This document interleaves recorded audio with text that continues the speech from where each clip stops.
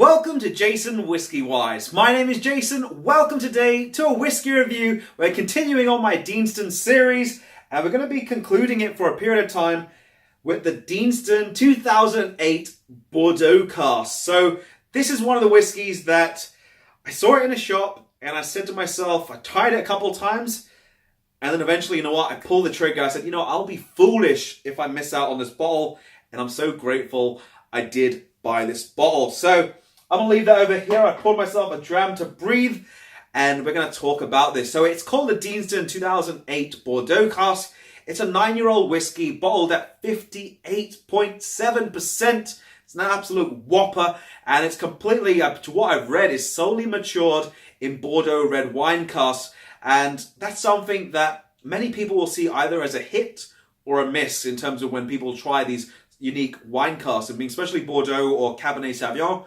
People say, you know, sometimes they're good, sometimes they're bad, but this one is something very interesting. Now, the distillery itself is the Deanston Distillery. They're owned by the parent company Distill, and they're located in the Highlands of Scotland. And that price on that bottle, I'm actually going to let you guys have a guess. So pause the video and then have a guess. Well, actually, don't pause just yet, but have a guess of the price of this bottle and pause the video and write it down in the comment section.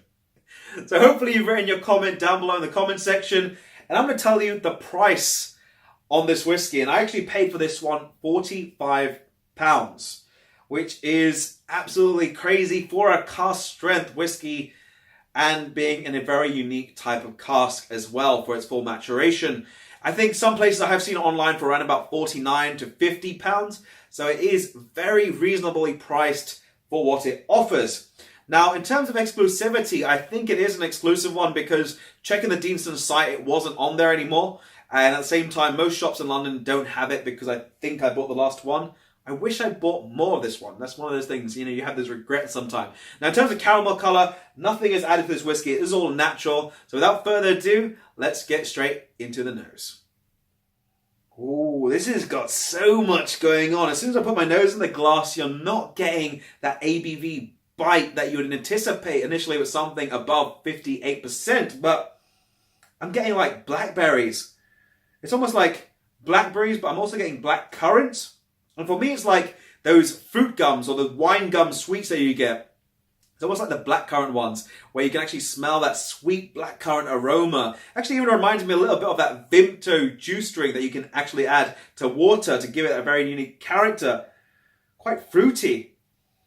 It then has this like pastry character about it, like a vanilla pastry, like a vanilla custard tart, or a Danish pastry, where you're getting that vanilla coming through, but it's very interesting. I'm getting a lot of more pastry and icing notes on this one. It's almost like a bit like a croissant with a little buttery character. It then has these red notes, and when I say red notes, it's like red fruits, red berries, red plums, raspberries. It's got quite a lot of youth, but at the same time, quite a lot of zing that goes with it.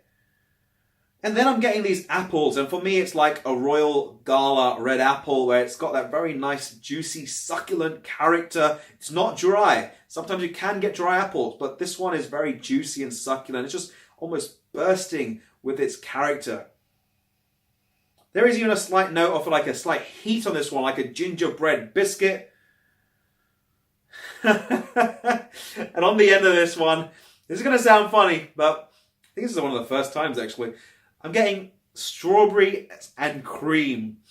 This is, to me it sounds crazy, but it's just hitting that note in the back of the head.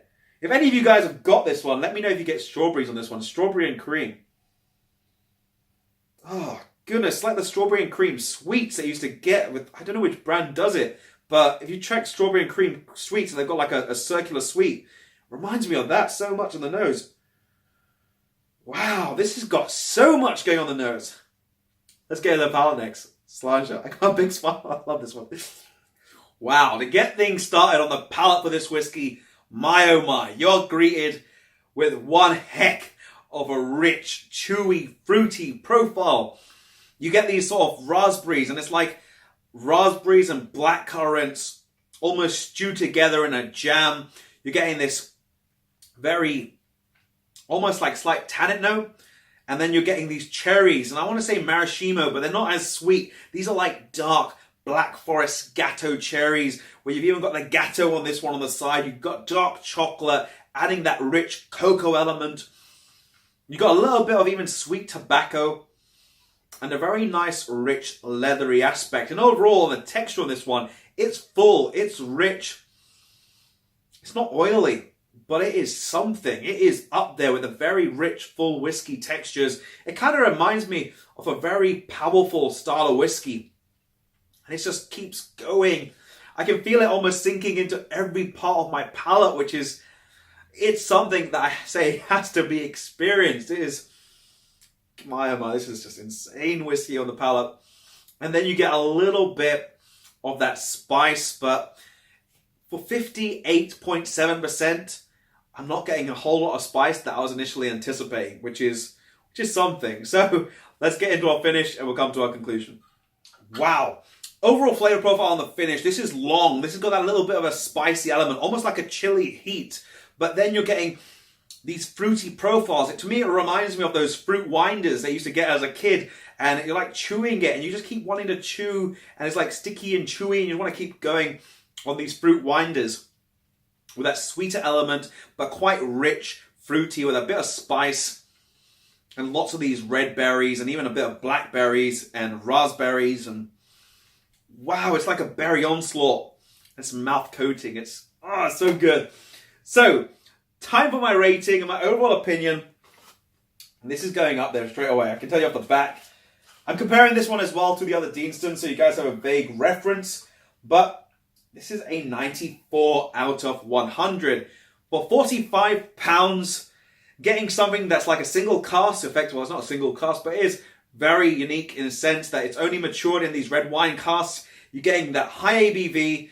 You're getting something that's cask strength. You're getting the age statement. You're just getting an onslaught of flavors with this waxy, chewy profile. I can't give it anything less. I want to give it more. But then there is that slight heat element, and I think it just goes hand in hand with it. In terms of value for money, and I actually have played around with this whiskey with the little bit I did open and drink. With the actual value for money, it's hands down. You can't go wrong for £45 to £50 for something like this, which is very unique and then very well done.